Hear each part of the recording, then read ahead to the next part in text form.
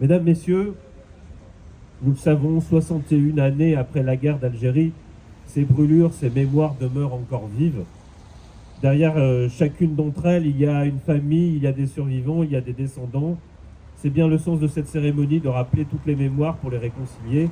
Ce devoir de mémoire et de transmission doit perdurer.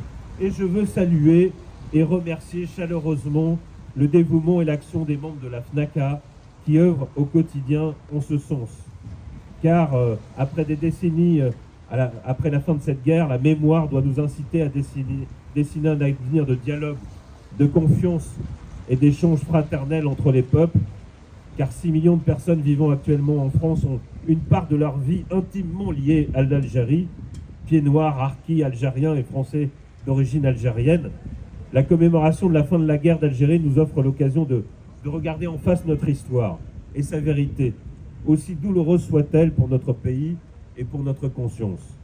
La mémoire doit toujours exercer son rôle de rassembleur et non chercher la division. Le défi est grand, mais cette journée de commémoration nous rappelle aussi que, de part et d'autre de la Méditerranée, cette histoire a tracé entre la France et l'Algérie un destin commun. Et ce destin commun devrait nous permettre de lutter ensemble contre les extrémismes, les amalgames, l'intolérance, l'obscurantisme. Mesdames, Messieurs, à l'heure où la guerre frappe à nouveau à nos portes, puisse cette journée maintenir vivant le souvenir des victimes.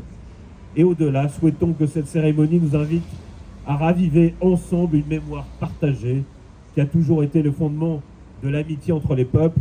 Souhaitons aussi que cette cérémonie nous invite à construire un avenir commun dans la paix. Vive la République, vive la France.